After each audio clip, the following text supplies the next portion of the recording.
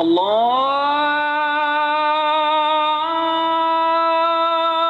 أكبر الله أكبر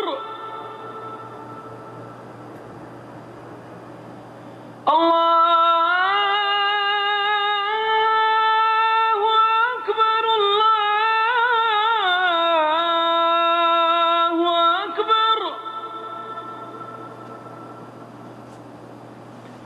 أشهد أن لا إله إلا الله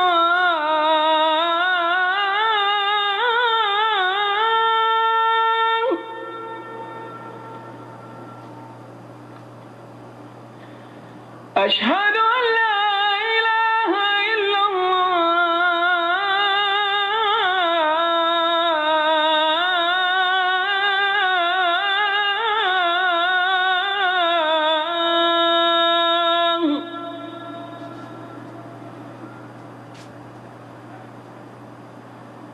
أشهد أن محمدًا رسول الله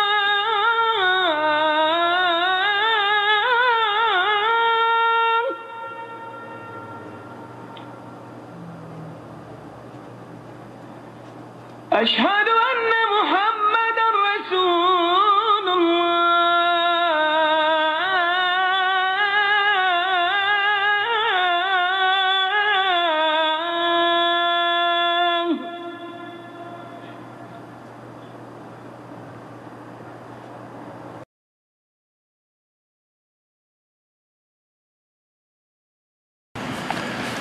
إن الحمد لله نحمده ونستعينه ونستغفره ونعوذ بالله من شرور أنفسنا ومن سيئات أعمالنا من يهده الله فلا مضل له ومن يضلل فلا هادي له وأشهد أن لا إله إلا الله وحده لا شريك له وأشهد أن محمدًا عبده ورسوله أما بعد فإن خير الحديث كتاب الله وخير الهدي هدي محمد صلى الله عليه وسلم وشر الأمور محدثاتها وكل محدثة بدعة وكل بدعة ضلالة وكل ضلالة في النار رب اشرح لي صدري ويسر لي أمري واحلل عقدة من لساني يفقهوا قولي رب أعوذ بك من همزات الشياطين وأعوذ بك رب أن يحضرون أعوذ بالله السميع العليم من الشيطان الرجيم ربنا وبعث فيهم رسولا منهم يتلو عليهم آياتك ويعلمهم الكتاب والحكمة ويزكيهم إنك أنت العزيز الحكيم اس زمین اور آسمان کا وحی کے ذریعے جو تعلق ایک عرصہ تک قائم رہا حضرت آدم علیہ السلام سے لے کر حضرت عیسیٰ علیہ السلام تک زمین و آسمان کا رشتہ قائم تھا، لیکن حضرت عیسیٰ علیہ السلام کے آسمان کی طرف اٹھائے جانے کے بعد یہ رشتہ منقطع ہو گیا، اور یہ انقطاع کا دور، انقطاع کا وقت یا زمانہ یہ کوئی چند سالوں کا زمانہ نہیں تھا، بلکہ ٹھیک 600 سال حضرت عیسیٰ علیہ السلام کو آسمان کی طرف اٹھائے گئے، 600 سال گزر گئے۔ نبوت سے جب بنی نوع انسان دور ہوتا ہے تو اس وقت اس میں برائیاں، عیب، نقص اور گناہ یہ بڑھنا شروع ہو جاتے ہیں۔ اسی بات کا نتیجہ تھا کہ نبی صلی اللہ علیہ وسلم کی آمد اور حضرت عیسیٰ علیہ السلام کے آسمان کی طرف اٹھائے جانے کے دوران ان 6 صدیوں کے طویل سفر کی وجہ سے بنی نوع انسان میں ہر وہ بیماری، ہر وہ عیب، ہر وہ نقص، ہر وہ گناہ جمع ہو چکا تھا جس کو گناہ کہا جا سکتا ہے۔ کہیں بت پرستی، کہیں شراب نوشی، کہیں زناکاری، کہیں چوریاں اور ڈاکے، ہر طرح کی بیماری۔ اور بت پرستی کا تو یہ عالم تھا کہ شجر پرستی، حجر پرستی، انسان پرستی، قبر پرستی۔ بعض اہل علم بر صغیر پاک و ہند کے بعض علماء نے لکھا ہے کہ جتنی پرستیاں ہو سکتی تھیں وہ سب موجود تھیں. ایک پرستی ختم ہو گئی تھی اور وہ کون سی تھی؟ خدا پرستی. اللہ کی عبادت کا سلسلہ ختم ہو گیا اور باقی ساری پرستیاں ان میں آ گئی تھی. درختوں کو پوج رہے ہیں، پتھروں کو پوج رہے ہیں، استھانوں کو پوج رہے ہیں، قبروں کو پوج رہے ہیں، اور کبھی کسی سے مانگتے ہیں، کبھی کسی سے مانگتے ہیں. اگر نہیں مانگتے تو صرف اس سے نہیں مانگتے جو دے سکتا ہے. یہ 600 سال کے اثرات بنی نوع انسان گمراہیوں میں، گمراہیوں کے اندھیروں میں، گٹا ٹوپ اندھیروں میں جب انسانیت تھی، اللہ رب العزت کی رحمت کو جوش آیا اور حضرت ابراہیم خلیل، ابراہیم علیہ السلام نے جب کبھی کعبہ شریف بیت اللہ کو تعمیر کیا تھا تو اس وقت ابراہیم علیہ السلام نے اپنے بیٹے اسماعیل علیہ السلام کے ساتھ مل کر ان دونوں نے اللہ کے حضور ہاتھ اٹھا کر دعا مانگی تھی. اللہ سے دعائیں مانگی اور جتنی دعائیں مانگی اللہ نے ساری دعائیں قبول کر لیں. ان میں سے ایک دعا یہ مانگی تھی، اے اللہ اس مکہ والوں کو، اے اللہ اس بیت اللہ کے قرب و جوار میں رہنے والوں کو وَارْزُقْ أَهْلَهُ مِنَ الثَّمَرَاتِ، اس حرم کے قرب میں جتنے لوگ رہیں ان کو رزق دے، پھلوں کا رزق دے. گندم چاول کی بجائے حضرت ابراہیم خلیل علیہ السلام نے وہ رزق مانگا جو سب سے بہترین رزق. پھل نہیں، چاول نہیں، پھل مانگے، روٹی نہیں، بلکہ فرمایا وَارْزُقْ أَهْلَهُ مِنَ الثَّمَرَاتِ، ان کو پھل فروٹ کا رزق عطا فرما. اور میں یہاں یہ بات بہت دفعہ کہہ چکا ہوں کہ دنیا کے کسی کونے میں جب کوئی پھل پکتا ہے وہ اس ملک والوں کو ملے یا نہ ملے، وہ مکہ مکرمہ میں ضرور پہنچ جاتا ہے. مکہ کی منڈی میں آپ کو دنیا بھر کا پھل ملے گا، اور مکہ کی برکت سے سعودی عرب کی ہر منڈی میں آپ کو دنیا بھر کے پھل ملیں گے. کبھی کبھی آپ دیکھیں گے کہ آم جو بہت ہی ہرا، انتہائی جسے آپ کہہ سکتے ہیں کہ ڈارک گرین کلر اور ایک سائیڈ اس کی سرخ رنگ کی، کبھی پوچھ کے دیکھیے یہ آم کہاں سے آیا ہے، یہ کہیں گے افریقہ سے آیا ہے.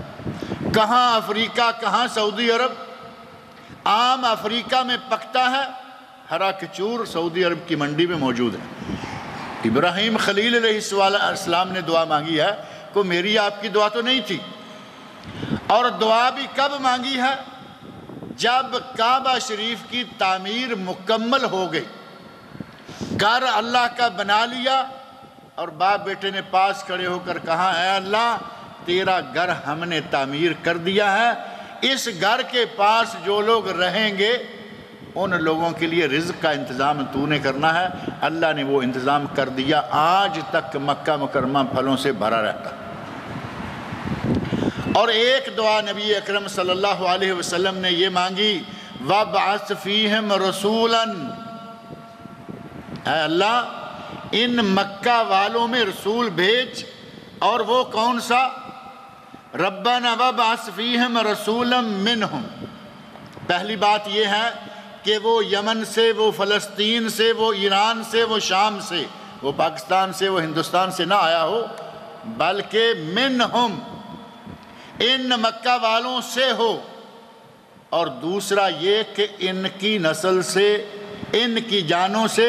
اور قرآن کریم میں دوسری جگہوں پہ الفاظ موجود ہیں، وَابْعَثْ فِيهِمْ رَسُولًا مِّنْ أَنفُسِهِمْ، ان کی اپنی جانوں سے. جس طرح یہ کھاتے پیتے چلتے اٹھتے بیٹھتے ہیں، وہ رسول انہی کے طرح کھاتا پیتا چلتا اٹھتا بیٹھتا ہو. اللہ رب العزت نے یہ دعا بھی قبول فرمائی.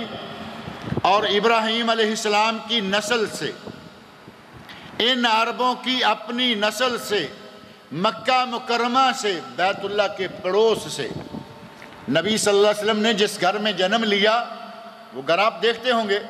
آج وہاں المکتبہ الاسلامیہ، باب اسلام سے باہر نکلیے، آگے سامنے جو سفید ٹائلوں والا صحن ہے، صحن کے ختم ہوتے ہی دائیں طرف آپ کو گھر نظر آئے گا، آج اس میں لائبریری بنی ہوئی ہے، المکتبہ اسلامیہ، اسلامک لائبریری۔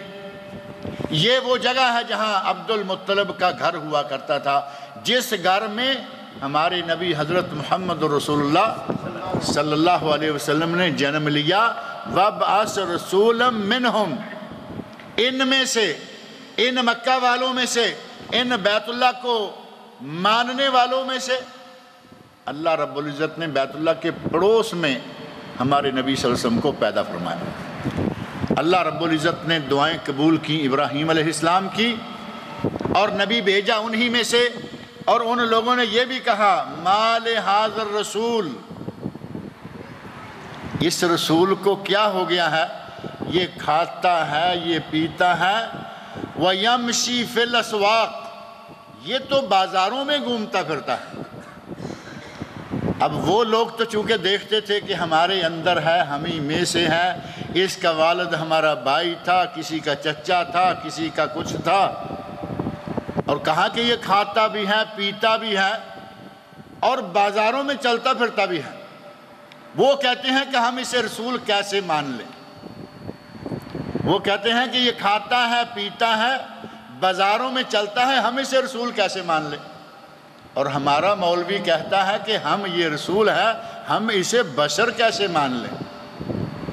ہمارے آج کل زور شور سے نعتوں میں، قوالیوں میں، ہر جگہ آپ کو ایک ہی مسئلہ، نور من نور اللہ، اتنے زور شور سے جن میں وہ پیدا ہوئے، جن میں پرورش پائی، جن میں پلے بڑے، جن میں شادیاں کی، جن میں ان کے یہاں بچے ہوئے، قاسم، عبداللہ، ابراہیم، فاطمہ، زینب، ام کلثوم، رقیہ، 7 بچے جن کے مابین پیدا ہوئے، وہ کہتے ہیں کہ یہ کیا رسول ہوا؟ کہتا ہے میں رسول ہوں، کھاتا بھی ہے، پیتا بھی ہے، اور گلیوں میں، بازاروں میں چلتا پھرتا، اور کہتا ہے میں رسول ہوں۔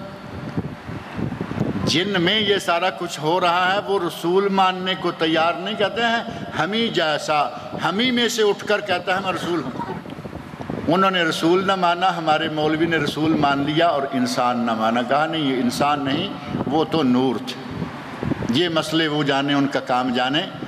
اللہ رب العزت نے عیسیٰ علیہ السلام کی اس زمین سے اٹھائے جانے کی 600 سال کی مدت کے بعد مکہ مکرمہ میں نبی اکرم صلی اللہ علیہ وسلم کو پیدا فرمایا۔ نبی اکرم صلی اللہ علیہ وسلم پیدا ہوئے ربیع الاول کے مہینہ میں۔ کس تاریخ میں پیدا ہوئے یہ آج تک کوئی آدمی 100% یقین کے ساتھ، کسی تحقیق کے ساتھ ثابت نہیں کر سکا۔ کسی نے کہا کہ نبی صلی اللہ علیہ وسلم 9 تاریخ کو پیدا ہوئے، کسی نے کہا 8 کو، کسی نے کہا 10 کو، کسی نے کہا 12 کو، کسی نے کہا 22 کو۔ ربیع الاول کا مہینہ، پیر کا دن، لیکن تاریخ کون سی ہے؟ مختلف تاریخیں ملتی ہیں۔ بالاتفاق نبی صلی اللہ علیہ وسلم کی تاریخ ولادت کسی تاریخ کی کتاب میں، سیرت کی کتاب میں نہیں ملتی۔ مشہور ترین روایت کون سی ہے؟ 12 ربیع الاول کی۔ مشہور یہ ہے کہ نبی صلی اللہ علیہ وسلم 12 ربیع الاول کو پیدا ہوئے، جبکہ صحیح ترین روایت 12 کی نہیں ہے۔ صحیح ترین روایت کے مطابق نبی اکرم صلی اللہ علیہ وسلم 9 ربیع الاول کو پیدا ہوئے۔ محمود پاشا فلکی، مصر کے ایک عالم نے جو فلکیات کے ماہر، انہوں نے نبی صلی اللہ علیہ وسلم کی حیات طیبہ، ابراہیم نبی صلی اللہ علیہ وسلم کا وہ بیٹا جو بچپن میں فوت ہوا، آخر میں یہی بیٹا فوت ہوا، جس کے بعد آپ کے چچا ابو لہب نے کہا تھا یہ اب دم کٹا ہو گیا ہے، اس کی نسل ختم ہو گئی، اب اس کا دنیا میں نام لینے والا کوئی نہیں رہا۔ اللہ رب العزت نے قرآن کریم نازل فرمایا۔ اس چچے کی گستاخیوں کا اللہ نے بار بار قرآن میں جواب دیا۔ پہلی واز، پہلی دعوت جب فاران کی چوٹی پر چڑھ کر نبی صلی اللہ علیہ وسلم نے فرمایا قولوا لا الہ الا اللہ، تو اسی چاچے نے کہا تبا لک الہذا جماعتنا، تیرے ہاتھ ٹوٹ جائیں تو ہلاک ہو جائے، کیا تو نے اس کام کے لیے ہمیں جمع کیا ہے کہ لا الہ الا اللہ کہو تفلحون، کامیابی پا جاؤ گے؟ اللہ رب العزت نے کیا جواب دیا؟ تبت یدا ابی لہب وتب ما اغنى عنہ مالہ وما کسب سیصلی نارا ذات لہب وامرأتہ حمالۃ الحطب فی جیدها حبل من مسد۔ 30ویں سپارے میں سورۃ المسد یا سورہ تبت موجود ہے۔ یہاں جس وقت چچا نے کہا کہ آج اس کا بیٹا ابراہیم بھی فوت ہو گیا، اب اس کا کوئی بیٹا، کوئی نرینہ اولاد باقی نہیں بچی، یہ ابتر ہو گیا، یہ دم کٹا ہو گیا، اللہ رب العزت نے آسمان سے سورت نازل فرما دی، انا اعطیناک الکوثر فصل لربک وانحر ان شانئک هو الابتر۔ اے میرے نبی، آپ دم کٹے نہیں، آپ کی نسل ختم ہوئی لیکن آپ کا نام و نشان نہیں مٹا، آپ کے دشمنوں کا نام و نشان مٹے گا۔ تیرا نام تو ورفعنا لک ذکرک، تیرا تو ہم نے نام ہی بہت اونچا کر دیا۔ نبی صلی اللہ علیہ وسلم کا اسم گرامی، آپ کا نام نامی کتنا اونچا ہے؟ دنیا کے کسی کونے میں کوئی مؤذن جب اذان کہتا ہے پہلے وہ کہتا ہے اشہد ان لا الہ الا اللہ، تو ساتھ ہی دوسرا کلمہ کون سا کہتا ہے؟ اشہد ان محمد رسول اللہ۔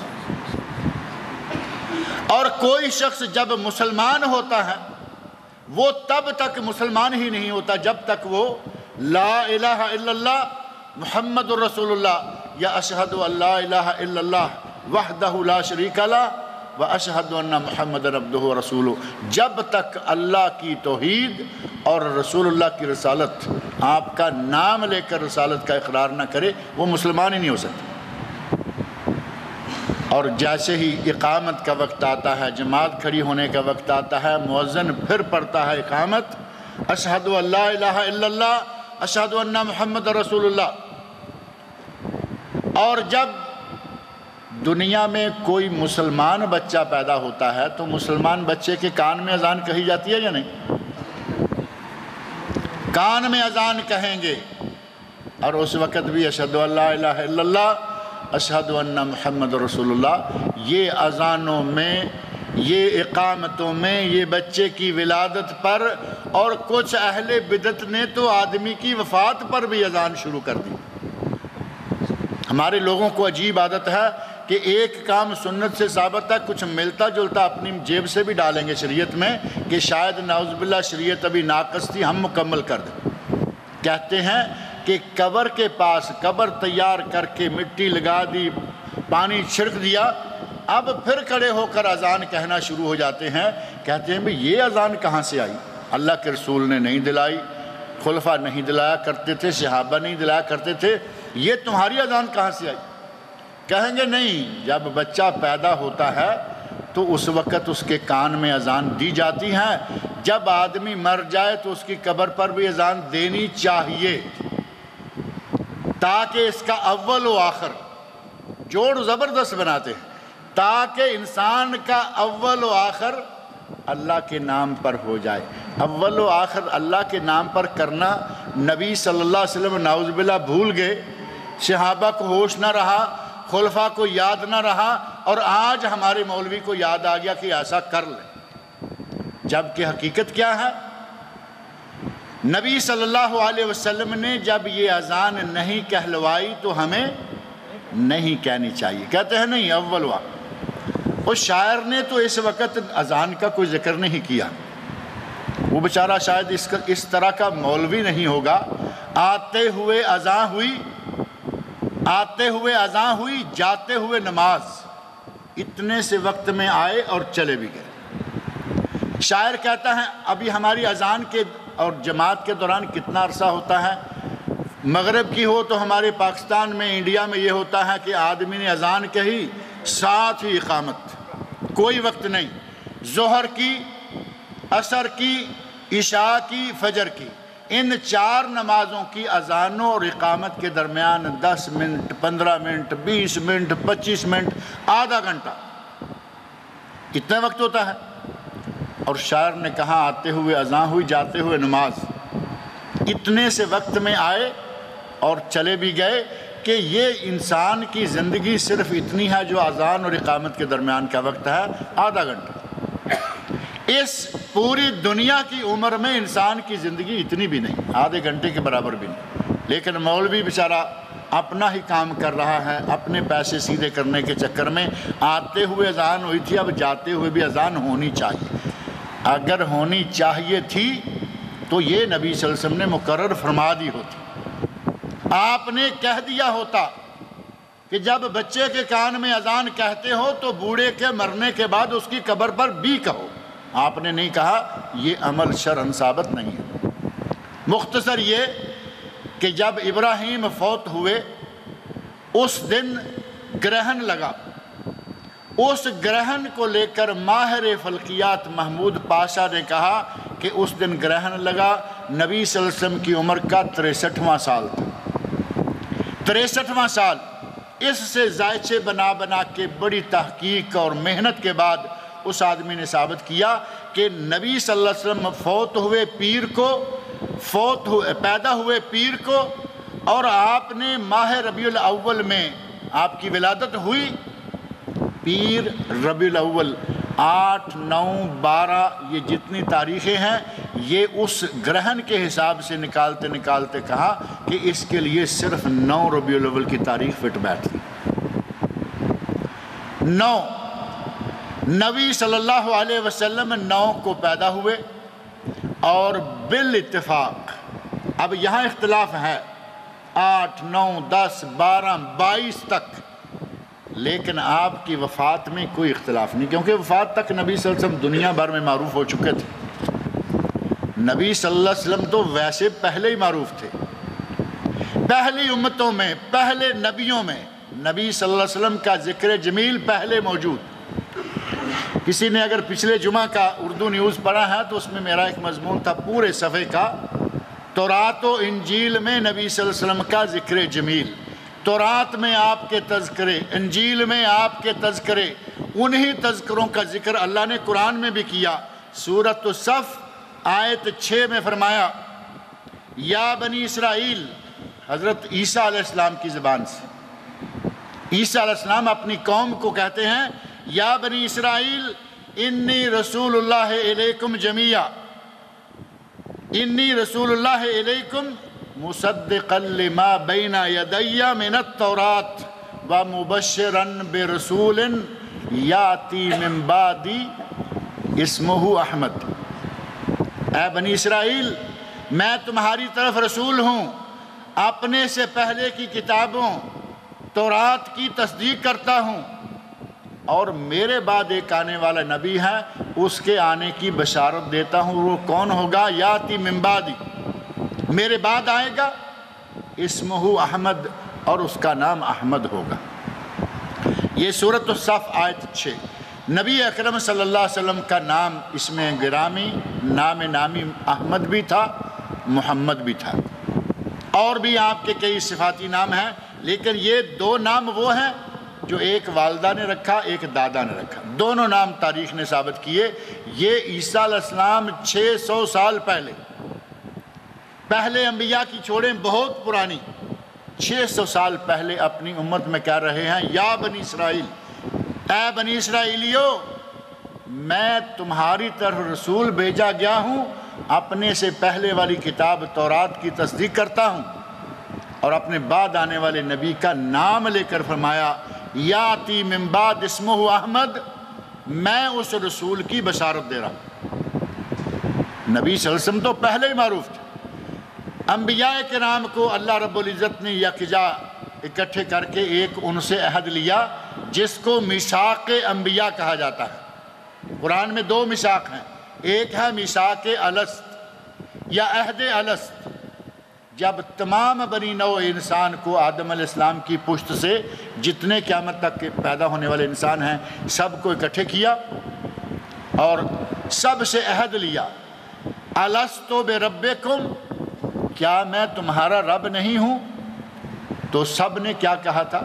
بلا، قالو بلا، اے اللہ ہم اس بات کی تصدیق کرتے ہیں کہ تو ہی ہمارا رب۔ یہ عہد کر کے آ چکے ہیں، لیکن آ کے بھولنا انسان کی فطرت میں شامل ہے۔ عہد کیا ہوا ہے پھر بھول گئے، کسی نے کسی چیز کو خدا مان لیا، کسی نے کسی کو۔ ہر انسان نے اللہ سے یہ عہد کر رکھا ہے کہ اے اللہ تو ہی ہمارا رب ہے۔ الست بربکم، اس الست کی وجہ سے اسے عہد الست کہا جاتا ہے۔ عہد الست وہ اللہ کے سامنے لیا ہوا عہد جس میں اللہ نے کہا تھا کہ میں تمہارا رب ہوں یا نہیں، انسانوں نے کہا تھا تو ہمارا رب ہے۔ اور دوسرا ہے میثاق انبیاء، اللہ رب العزت نے تمام انبیاء سے یہ میثاق، یہ عہد، یہ معاہدہ لیا، تمہارے پاس میرا نبی آئے گا، اور جب میرا نبی تمہارے پاس آ جائے، رسول تمہارے پاس آ جائے، لَتُؤْمِنُنَّ بِهِ وَلَا تَنْصُرُنَّهُ، جب وہ میرا نبی آ جائے تو تمہیں اس پر ضرور برضرور ایمان لانا ہوگا، وَلَا تَنْصُرُنَّهُ، اور تمہیں اس کی مدد کرنا ہوگا۔ ہمارے نبی تو اتنے پرانے معروف ہیں، پہلی نبوتوں میں، پہلی کتابوں میں، پہلے صحیفوں میں، پہلی امتوں میں نبی صلی اللہ علیہ وسلم کا ذکر آ رہا ہے۔ ہر نبی اپنی امت کو یہ بتا دیتا کہ میرے بعد ایک نبی آنے والا ہے، میرے بعد ایک نبی آنے والا ہے، میرے بعد نبی آنے والا ہے۔ ہر نبی نے اپنی امت کو یہ خبردار کیا، کیونکہ ہر نبی سے اللہ نے میثاق لے رکھا ہے، عہد لے رکھا ہے کہ جب تمہاری نبوت کے دوران میرا نبی آ گیا، تمہاری نبوت ختم، لَتُؤْمِنُنَّ بِهِ وَلَا تَنْصُرُنَّهُ، اس پر ایمان لانا ہوگا اور اس کی مدد کرنا ہوگا۔ نبی اکرم صلی اللہ علیہ وسلم معروف تو پہلے ہیں، لیکن جن دنوں نبی صلی اللہ علیہ وسلم نے وفات پائی، ان دنوں اس تاریخ عالم کے معروف ترین انسان آپ بن چکے تھے۔ کیسر و کسریٰ کی دولتیں نبی صلی اللہ علیہ وسلم کے قدموں میں ڈھیر، روم اور فارس سارے کے سارے اسلامی حکومتوں میں معروف کیوں نہ ہوتے۔ نبی اکرم صلی اللہ علیہ وسلم دنیا بھر میں آپ کے پیغامات، جو اسلام لایا، جو نہیں لایا، سب تک آپ کا ذکر جمیل پہنچ چکا تھا۔ آپ کی وفات کے بارے میں کسی کو شک نہیں ہو سکتا تھا۔ اور کافروں میں نبی صلی اللہ علیہ وسلم کتنے معروف ہو چکے تھے، اس بات کا اندازہ تو آج بھی ہم کر سکتے ہیں۔ آج بھی نبی صلی اللہ علیہ وسلم کافروں میں بڑے معروف ہیں۔ کسی نے برے لفظوں میں یاد کیا، کسی نے اچھے میں، لیکن مسلمانوں کا نبی سب نے مانا۔ کسی نے آپ کو ٹیررسٹ کہا، یہ جو کارٹونسٹوں نے بدبختی کی ہے، بدتمیزی کی ہے، کہا کہ یہ ٹیررسٹ ہے، لیکن نبی تو مانا، مسلمانوں کا نبی ٹیررسٹ۔ اور تو اور عیسائی نے کتاب لکھی 100 دی موسٹ انفلوئنس پرسن، 100 مؤثر ترین شخصیات، عیسائی، یورپی، انگریز، 100 دنیا کی مؤثر ترین شخصیات کو اکٹھا کیا، کتاب لکھی، اور سب سے پہلے جس کا نام رکھا وہ محمد الرسول اللہ صلی اللہ علیہ وسلم ہے۔ نبی صلی اللہ علیہ وسلم کو سب سے پہلے نمبر پر گنا کہ جتنی تاریخ انسانی کی شخصیات گزری ہیں، سب سے پہلا نمبر اس انسان کا۔ کہتا ہے میں تو عیسائی ہوں، میں نبی تو اس انسان کو نہیں مانتا، لیکن لوگ پوچھیں گے کہ تم نے ایسا کیوں کیا، اس لیے میں بتانا چاہتا ہوں کہ میں اسے نبی تو نہیں مانتا، لیکن میری نظر میں اس سے بڑا انسان دنیا میں کوئی نہیں گزرا۔ ایک عیسائی کی شہادت، آپ اتنے مشہور تو الحمدللہ آج ہیں، جبکہ اس وقت بھی آپ معروف ہو چکے تھے، لہٰذا آپ کی تاریخ وفات میں کوئی شک نہیں۔ ولادت میں اختلاف ہو گیا، وفات میں شک نہیں۔ اور اب دیکھنا صرف یہ ہے کہ ہمارے پاک و ہند میں ہمارے علماء، ہمارے عاشقان رسول، جو اپنے آپ کو عاشقان رسول ہونے کا دعویٰ کرتے ہیں، ان عاشقان رسول نے نبی صلی اللہ علیہ وسلم کے یوم وفات پر یا یوم میلاد پر جشن کس دن منانا شروع کر رکھا۔ کون سی چیز متحقق، متفق علیہ کون سی ہے؟ 12 ربیع الاول کو وفات، اور اختلاف ہے 12 ربیع الاول کو میلاد کا۔ میلاد میں اختلاف، اور صحیح ترین تاریخ 9، اور اختلاف ہے، اتفاق ہے وفات پر۔ اور 40-50 سال پہلے تک ہمارے کئی لوگ آپ میں ایسے ہوں گے، انہوں نے سنا ہوگا کہ لوگ ہمارے علماء کرام پاک و ہند میں کہا کرتے تھے کہ 12 وفات آنے والی ہے۔ اسی 12 تاریخ کو عید میلاد نہیں کہا جاتا تھا، 12 وفات کہا جاتا تھا۔ پتہ نہیں کب کیسے یہ زور چڑھا، اور کہیں پرانی جعلی قسم کی روایات نکال کر انہوں نے اس کا نام بدل کر، اس کا رنگ ڈنگ سب چینج کر۔ آپ میں سے کوئی شخص ایسا ہے جو کہے کہ مجھے نبی صلی اللہ علیہ وسلم سے محبت نہیں؟ کوئی آدمی ہے؟ مسلمانوں میں کوئی فرد ایسا نہیں ہوگا جو یہ کہے کہ مجھے نبی سے محبت نہیں۔ ہم چھوڑ دیں، اپنے لوگوں کو چھوڑ دیتے ہیں، نبی صلی اللہ علیہ وسلم کے صحابہ کرام ابو بکر صدیق، عمر فاروق، عثمان غنی، علی مرتضیٰ رضی اللہ عنہم، چاروں خلفاء کیا نبی سے پیار نہیں کرتے تھے؟ ان کا تو نبی سے اتنا پیار تھا کہ اپنی جان ہتھیلی پہ رکھ کر ہر وقت نبی پر قربان کرنے کے لیے تیار رہتے تھے۔ ان راتوں میں نبی کا ساتھ دیا جن جیسی خوفناک رات میں آدمی کوئی کسی کا ساتھ نہ دے۔ مشرکین مکہ نے یہ شرط لگا دی کہ جو آدمی اس شخص کا سر لائے، اس کو زندہ لائے یا مردہ لائے، اسے ہم 100 اونٹ دیں گے۔ اتنی بڑی شرط جس آدمی پر لگی ہوئی ہو، اس کے ساتھ بیٹھنا ہمت ہے یا نہیں؟ اس کے ساتھ چلنا ہمت۔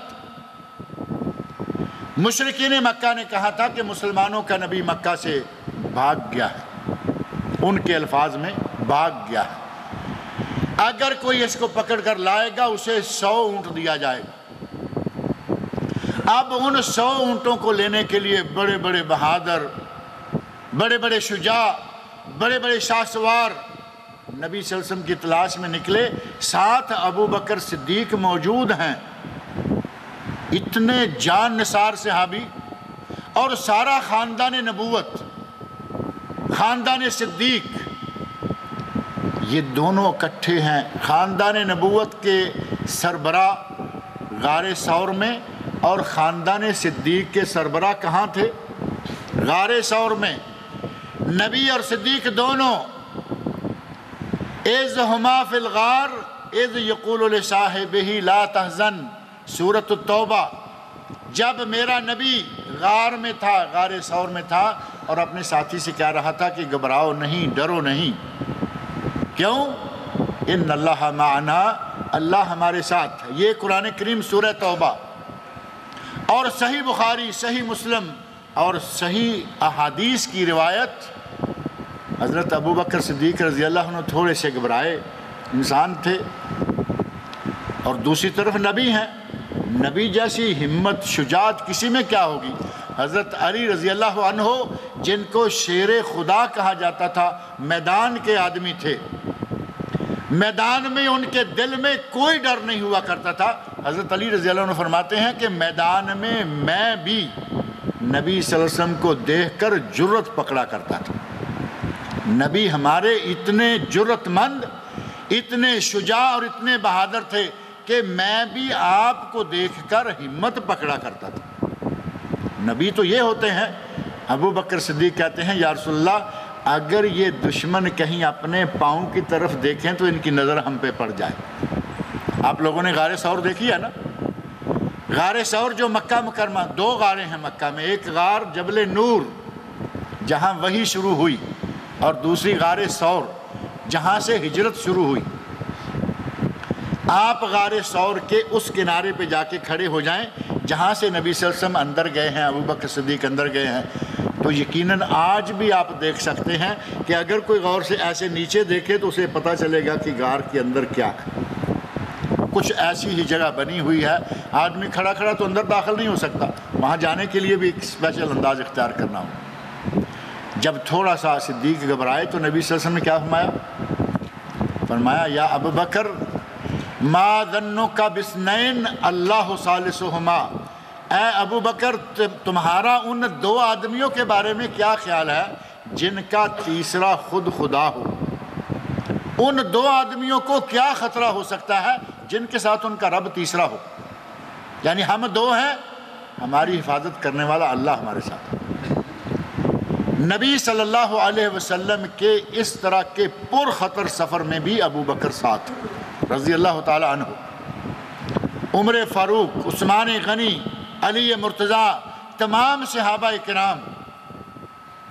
ایک جنگ میں نبی اکرم صلی اللہ علیہ وسلم کو ایک صحابی نے اپنی اوٹ دی ہوئی ہے۔ صحابی نے نبی صلی اللہ علیہ وسلم کو پیچھے چھپا رکھا ہے، کہتے ہیں یا رسول اللہ آپ سامنے نہیں آئیے، آپ میرے پیچھے رہیں، اگر دشمن کا تیر آئے تو آپ تک نہ پہنچے، مجھ تک آئے۔ اتنی محبت کہ اگر آپ کی طرف تیر آ رہا ہو تو مجھے لگے۔ نبی صلی اللہ علیہ وسلم کندھے کے اوپر سے تھوڑا سا اپنا سر اقدس اٹھا کے سامنے کا ماحول دیکھنے کے لیے سر اٹھاتے ہیں تو صحابی کہتا ہے فدا کا ابی و امی یا رسول اللہ، اے اللہ کے رسول میرے ماں باپ بھی آپ پر قربان ہوں، میں تو ہوں، میرے ماں باپ بھی آپ پر قربان ہوں، آپ سر نہ اٹھائیے کہیں دشمن کا تیر آ کر نہ آپ کو لگے۔ اتنے جان نثار، اور انہیں 4 روپے کی جھنڈیاں نہیں ملتی تھیں، وہ 4 روپے کی موم بتیاں نہیں لگا سکتے تھے۔ جنہوں نے اپنی جان کو جان نہیں سمجھا، نبی کے قدموں میں رکھے رکھا، وہ ہماری طرح جھنڈیاں نہیں لگا سکتے تھے، لیکن نہیں لگائی۔ اگر جائز ہوتا، اگر میرے بھائی سنت ہوتا، اگر ثواب ہوتا، جسے آج ہمارے مولویوں نے سارا دین بنا کے پیش کرنا شروع کر دیا، ریڈیو لگائیں تب بھی، آپ ٹیلی ویژن لگائیں تب بھی، انٹرنیٹ کھولیں تب بھی، اخبار کھولیں تب بھی، رسالہ کھولیں تب بھی، آپ کو ہر سال نئے عنوان سے، پچھلے سال جشن میلاد مصطفیٰ، اس مرتبہ جشن فخر کائنات، پاکستان کا ٹیلی ویژن کھول کر دیکھ لیں، یعنی ہر سال نام بھی بدل رہے ہیں تاکہ لوگ ایک ہی نام دیکھ دیکھ کے کہیں، چونکہ اصل تھا ہی کچھ نہیں، جو بھی نام رکھیں رکھتے رہیں، خود ہی تو رکھنا ہے، خود ہی رکھنا ہے، خود ہی کرنا ہے۔ نبی صلی اللہ علیہ وسلم نے یہ جشن نہیں منایا۔ اگر اسے عید کہیں تو اسلام میں کوئی تیسری عید نہیں۔ آج مسلمانوں نے ادھر ادھر کی دیکھا دیکھی میں بہت سی عیدیں بنا لی ہیں۔ عید الفطر، عید الاضحیٰ، یہ 2 عیدیں اسلام کی عیدیں ہیں۔ نبی اکرم صلی اللہ علیہ وسلم نے یہ 2 عیدیں دی ہیں، اور ساتھ ہی آج تیسری یہ عید میلاد النبی، چوتھی عید الام، 5ویں عید الاب، 6ٹھی عید بابا نویل۔ 25 دسمبر کو ہمارے مسلمان آپ کو ہیپی کرسمس، میری کرسمس، مسلمان بھی یہ مبارکیں ایک دوسرے کو دیتے نظر آئیں گے۔ انہوں نے تو بابا نویل کی عید کو بھی اپنی عید بنا لیا۔ بابا نویل جانتے ہیں نا، وہ عیسائیوں کا جو عجیب و غریب قسم کا باوا بنا ہوا ہوتا ہے۔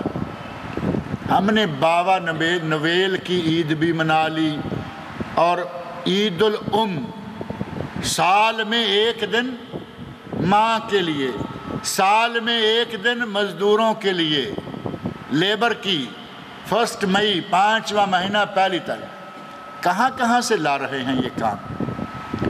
عیسائی نبی صلی اللہ علیہ وسلم سے پہلے عیسائی اپنے نبی عیسیٰ علیہ السلام کی ولادت منایا کرتے تھے، جس کو انگریز لوگ برتھ ڈے کہتے ہیں۔ وہ برتھ ڈے مسلمان بھی منا رہے ہیں۔ مسلمانوں میں نبی صلی اللہ علیہ وسلم کا برتھ ڈے منانے کی کوئی عادت نہیں تھی، کوئی رواج نہیں تھا، لیکن جب نبی صلی اللہ علیہ وسلم کے امتیوں نے دیکھا کہ عیسائی اپنے نبی کا برتھ ڈے مناتے ہیں، ہم اپنے کا کیوں نہ منائیں۔ عیسائیوں کی دیکھا دیکھی پہلا 100 سال گزر گیا۔ اب تاریخ پہ نظر ڈال کر دیکھیں، 100 سال گزرا، یہ عید نہیں تھی۔ 200 سال گزرے، عید نہیں تھی۔ 300، 400، 500، 600، 6 صدیاں گزر گئیں، اس عید کا کہیں نام و نشان نہیں تھا۔ اور 7ویں صدی شروع ہوئی سن 604 ہجری سے لے کر مختلف روایات کے مطابق 625۔ یعنی 7ویں صدی کا ربع اول، 1/4 پہلا حصہ 4 سے لے کر 25 تک، ان سالوں کے دوران عراق، موصل موٹا بڑا شہر ہے عراق، موصل کے ساتھ ایک اربل نام کا شہر تھا، اس شہر کا گورنر ابو سعید کوکبری مظفر الدین سلطان صلاح الدین ایوبی کا یہ بہنوئی ہے۔ اللہ رب العزت کے کام ہیں، کسی کو اللہ نے نیک نامی دے دی۔ سلطان صلاح الدین ایوبی ممبروں پہ نام، مسجدوں میں نام، جلسوں میں نام، درسوں میں نام۔ سلطان صلاح الدین ایوبی فاتح بیت المقدس، جنہوں نے مسجد اقصیٰ کو عیسائیوں سے آزاد کروایا، سالہ یہ ہے، اور بہنوئی بدبخت یہ ہے جس کے بارے میں تاریخ نے لکھا کہ بانڈوں مراسیوں کو اکٹھے کرتا، ان کے ساتھ خود بھی گایا کرتا تھا، رقص کیا کرتا تھا، ان کو بھی رقص کروایا کرتا تھا۔ ایک آدمی نیک نامی لے گیا، دوسرا آدمی یہ کام کرتا رہا۔ اس نے ایک مولوی ابو الخطاب ابن دہیہ، اس آدمی کو لگایا، کہا کہ کچھ ایسا کرو کہ یہ عیسائی 25 دسمبر کو کچھ کرتے ہیں، ہم بھی کچھ نہ کچھ کیا کریں۔ 12 ربیع الاول کو اس آدمی نے اس آج جو جشن منایا جا رہا ہے اس کا آغاز کیا۔ التنویر بمولد البشیر النذیر، اس نام کا ایک رسالہ لکھا۔ اس رسالے میں لکھا کہ ہمیں بھی کرنا چاہیے، اس کی یہ دلیل، اس کی وہ دلیل۔ آپ اندازہ کریں کہ 600 سال تک جو کام نہیں تھا، اس 7ویں صدی میں اس کی دلیلیں کہاں سے نکل آئی؟ صحابہ کرام نعوذ باللہ جاہل تھے، صحابہ کرام تو علم کا منبع تھے، سرچشمہ تھے، وہ سمندر تھے علم کا، انہیں اس کی کوئی دلیل نہ ملی، انہوں نے کوئی کام نہ کیا۔ اب بعد میں دیکھا دیکھی، عیسائیوں کی دیکھا دیکھی، اور اس ابن دہیہ ابو الخطاب کے بارے میں کہتے ہیں لاف گزاف۔ حافظ ابن کثیر رحمۃ اللہ علیہ ان کا البدایہ والنہایہ ابن کثیر وغیرہ پڑھ کر دیکھیں، لاف گزاف یعنی ایسے ہی آوا یاوی کرنے والا، غیر صحیح النسب، جس کے نسب کا نہیں پتا کہ یہ کون تھا، اس کا باپ کون تھا، غیر معتبر۔ یہ 3 لفظ ہی اگر صرف محدثین کی نظر سے گزرتے ہوئے دیکھ لے، لاف گزاف، کوئی بھی بات بک جانا، کوئی پرواہ نہیں، جھوٹ سچ کچھ بھی، غیر معتبر، علم اسناد میں اس کا کوئی اعتبار نہیں ہے، کوئی حیثیت نہیں، اور غیر صحیح النسب۔ اس قسم کا آدمی کتاب لکھ کے دلائل دے اور سب سے پہلے اس کام کا آغاز کرے، کیا یہ جائز رہے گا؟ میں نے عرض کیا ہے کہ ہر مسلمان کے دل میں نبی صلی اللہ علیہ وسلم کی محبت ہے، لیکن محبت کا اظہار یہ ہے کہ 1 سال کے بعد 4 جھنڈیاں لگا لیں اور 6 موم بتیاں جلا لیں اور بس ہمارے لیے کافی ہو گیا۔ مسلمان وہ ہے جو اپنے 24 گھنٹوں میں، ہر وقت 24 گھنٹوں میں جب بھی وہ جاگ رہا ہے، جب تک وہ ہوش و حواس میں ہے، وہ نبی صلی اللہ علیہ وسلم کو یاد کرتا رہے، نبی صلی اللہ علیہ وسلم کی سنتوں پر عمل کرتا رہے، اور نبی اکرم صلی اللہ علیہ وسلم کی لائی ہوئی شریعت کو مانے۔ اگر ایسا کرے گا تو وہ نبی سے محبت کرنے والا ہے۔ داڑیاں چٹ کرا کے منگڑوا کے رکھیں گے روزانہ، داڑیاں چٹ ہیں، لباس انگریزوں والے، اٹھنا بیٹھنا چلنا پھرنا سونا جاگنا انگریزوں کا، رشوت ستانی، سود خوری، لوگوں کے کپڑے اتار کر روٹیاں کھانے والے لوگ، سال کے بعد بازاروں میں بھنگڑا، بازاروں میں قوالیاں، بازاروں میں اوٹ پٹانگ حرکتیں، یہ نبی کی شان منا رہے ہو۔ اگر آپ لوگوں نے موم بتیاں جلانی ہیں تو میرے بھائی اپنے دل میں کچھ موم بتی جلاؤ کہ تمہارے دلوں کا کم از کم اندھیرا ختم ہو۔ اگر آپ لوگوں نے عمل کرنا ہے تو نبی صلی اللہ علیہ وسلم کی سنتوں پر عمل کرو، دنیا سے بدعات کا خاتمہ ہو۔ اگر کچھ کرنا ہے کوئی کام کر کے دکھاؤ۔ یہ کون سا کام شروع کر لیا جو عیسائیوں کے دیکھا دیکھی شروع ہوا؟ مسلمانوں میں آ گیا، منانا شروع کر دیا۔ اس کے لیے ان لوگوں نے کچھ دلائل بھی گھڑ رکھے ہیں، ایک دو نہیں دسیوں دلائل بنائے۔ کہیں کہا کہ اللہ کے نبی امت کے لیے نعمت تھے اور نعمت کا شکر کرنا چاہیے، اور ہم یہ شکر ادا کرتے ہیں۔ اب آپ اندازہ کیجئے کہ نعمت تو نبی صلی اللہ علیہ وسلم ہیں اور شکر بھی ادا نعمت کا کرنا چاہیے، کیا صحابہ شکر گزار نہیں تھے؟ انہوں نے ایسا نہیں کیا، انہوں نے یہ بھنگڑے نہیں ڈالے، انہوں نے سبیلیں نہیں لگائی۔ نبی صلی اللہ علیہ وسلم پیر کے دن کا روزہ رکھا کرتے تھے، معلوم ہے آپ کو؟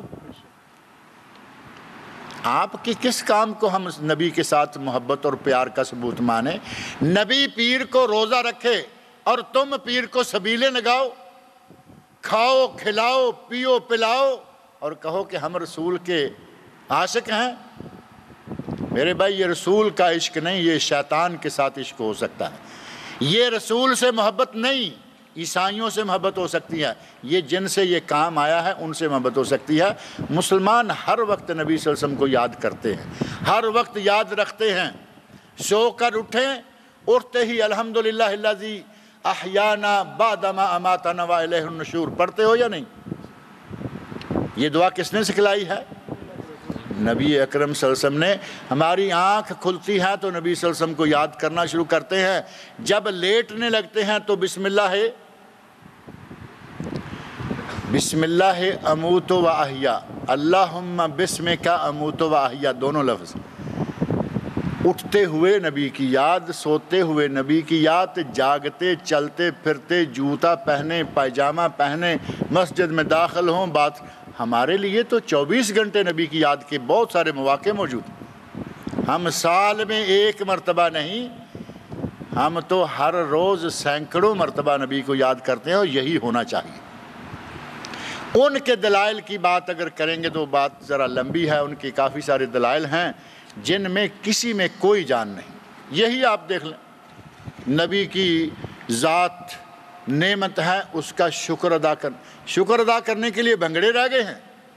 یہ بھانڈوں مراسیوں والی عادتیں مولویوں میں، ٹیلی ویژن دیکھیں قوالی لگی ہوئی ہے، ڈھول ڈھمکا زور چل رہا، اور اس میں آ کیا رہا ہے؟ قوالی میں ڈھول ڈھمکا ہوتا ہے یا نہیں؟ جس ساز کو نبی صلی اللہ علیہ وسلم نے نفاق قرار دیا کہ یہ دل میں نفاق کو جنم دیتا ہے، اس ساز کے ساتھ تمہارا مولوی سنتا بھی ہے اور سنواتا بھی ہے۔ کہاں کا عشق رسول ہے؟ سارا سال جو گانے گاتے رہتے ہیں، یہ صرف نعت خوانوں کی بات نہیں، سارا سال گانے گاتے ہیں اور ربیع الاول کا مہینہ آتا ہے تو وہ قوالیاں شروع کر دیتے ہیں۔ انہیں معلوم ہے کہ پیسے لینے ہیں، اور کبھی ان سے لے لے تماشائیوں سے، کبھی مولویوں سے لے لی، قوالی شروع کرتے ہیں، مولوی پیسہ دینے لگتے ہیں، اور تماشوں میں جاتے ہیں، سال بھر گاتے رہتے ہیں، لوگوں سے پیسے لیتے ہیں۔ آپ کے پاک و ہند کے سنگر ہیں یا نہیں ایسے؟ سال بھر گانے، ربیع الاول میں قوالیاں اور نعتیں۔ یہ پیسے کی ساری گیمیں ہیں، مولوی بھی پیسے بٹورنے کے لیے سارے کام کر رہا ہے۔ اگر اللہ کے رسول سے محبت ہے تو نبی اکرم صلی اللہ علیہ وسلم کی سنتوں پر، سنتوں کے چراغ جلاؤ، سنتوں کی موم بتیاں جلاؤ۔ چراغاں کرنا ہے تو دلوں میں کرو، دلوں کے اندھیروں کو دور کرو۔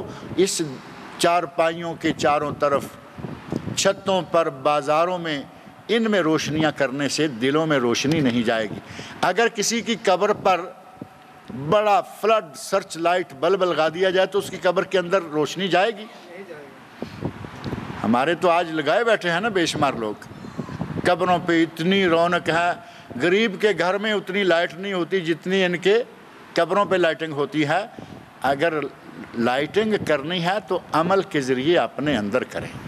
اللہ رب العزت مجھے اور آپ سب لوگوں کو نبی صلی اللہ علیہ وسلم کی صحیح طریقہ سے یاد منانے کی توفیق دے کہ ہم ہر روز یاد منائیں، ہر ہفتے یاد منائیں، ہر مہینے یاد منائیں۔ سال میں صرف ایک مرتبہ یہ کھڑاک کر کے ثابت نہ کریں کہ ہم نبی سے پیار کرنے والے ہیں۔ نبی سے پیار کرنے والوں نے کبھی ایسا کام نہ کیا تھا، نہ آج کرتے ہیں، لیکن آج اس کام کو اتنا اٹھا دیا گیا، میڈیا پورے کا پورا اس مہینے میں کہیں کسی اور پروگرام کو کوریج دے یا نہ دے، ان پروگراموں کی کوریج دے گا، کیونکہ وہ بھی تو ہماری طرح کے ہی ہیں نا سارے، انہیں بھی پتہ ہے کہ جی جشن میلاد آ گیا ہے، وہ بیچارے بھی اپنے کیمرے اٹھا کے کلمے سنبھال کے ان میدانوں میں پہنچ چکے ہوتے ہیں۔ ہمیں کچھ سوچنا چاہیے، اگر یہ جائز ہوتا تو پہلے 600 سال میں اس کی مثالیں ملتی، کوئی مثال نہیں۔ جتنے دلائل دیے بودے، بیکار قسم کے، ضعیف قسم کی روایت۔ ایک آدمی عبداللہ بن محرر، اس آدمی نے صرف اتنا کہا کہ نبی صلی اللہ علیہ وسلم اپنی میلاد کے دن بکرا ذبح کیا کرتے تھے۔ ایک روایت بیان کی، محدثین کرام نے اس آدمی کی روایت لینا چھوڑ دی کہ اتنا غلط بیان دینے والا آدمی عبداللہ بن محرر، ایک روایت صرف کہ نبی صلی اللہ علیہ وسلم اپنی ہر سال ولادت کے دن ایک جانور عقیقہ کیا کرتے تھے۔ محدثین کرام نے اتنا اس آدمی کو دھکیلا کہ اپنے میدان سے نکال دیا کہ اس آدمی کی روایت لینا جائز نہیں۔ اور پھر عقیقہ آپ کو معلوم ہے ہر سال ہوتا ہے۔ اگر تھوڑا سا ہوش سے آدمی کام لے، کہنے والے نے یہ روایت بیان کر دی کہ نبی صلی اللہ علیہ وسلم ہر سال اپنی ولادت کے دن عقیقہ کیا کرتے۔ عقیقہ عمر میں ایک بار ہے، 7ویں دن کر لیں، 14ویں کر لیں، 21ویں کر لیں، کبھی کر لیں، لیکن ایک مرتبہ۔ یہ تو روایت بیان کرنے والوں کا بھی پتہ نہیں دماغ چلا ہوا تھا، اور ماننے والے باقاعدہ یہ دلیل دے رہے۔ اللہ تعالیٰ مجھے اور آپ سب لوگوں کو صحیح بات سمجھنے کی توفیق عطا فرمائے۔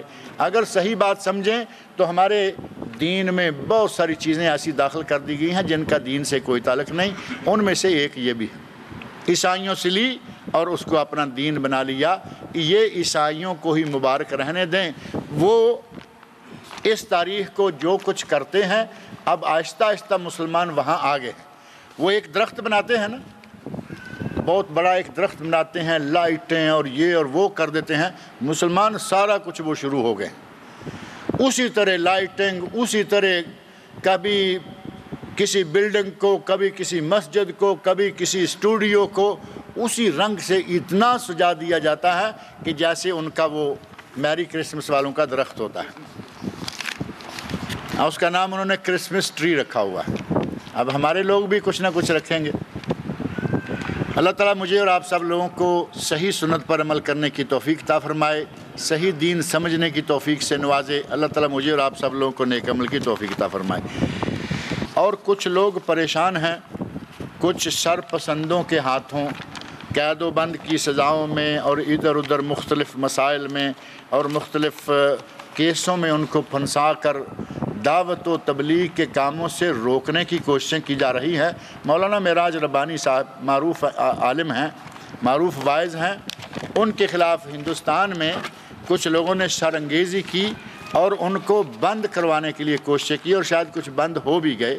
ان کے لیے دعا فرمائیں کہ اللہ رب العزت ان کو ثابت قدم رکھے، اور اللہ تعالیٰ ان سے دین کا دعوت کا کام لے، اور ان شر پسندوں کو اللہ تعالیٰ ہدایت دے اور ان کو بھی راہ راست پر لائے۔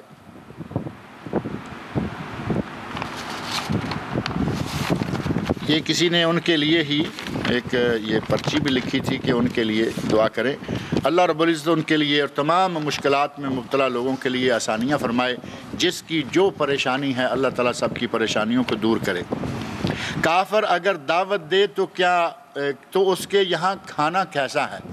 کھانا مزیدار ہو تو کھانا چاہیے، کافر ہے تو کیا ہوا، لیکن اگر وہ 25 دسمبر کو دعوت دے، اور ہولی دیوالی کی تاریخیں مجھے یاد نہیں، وہ بھی کچھ پنجابی اور کچھ ہندی مہینوں میں ہوتی ہیں، اگر کوئی ہولی دیوالی کرسمس ان دنوں میں دعوت دے تو کافر کی دعوت قبول نہیں کرنی چاہیے، کیونکہ اس دن کی دعوت قبول کرنے کا معنی یہ کہ تمہاری ہولی دیوالی کرسمس سب ٹھیک ہیں اور تم جو مناتے ہو تو تمہارا دین بھی ٹھیک ہے، ہم بھی اس بات کو مانتے ہیں۔ یہ تصدیق کیا کوئی مسلمان کرے گا؟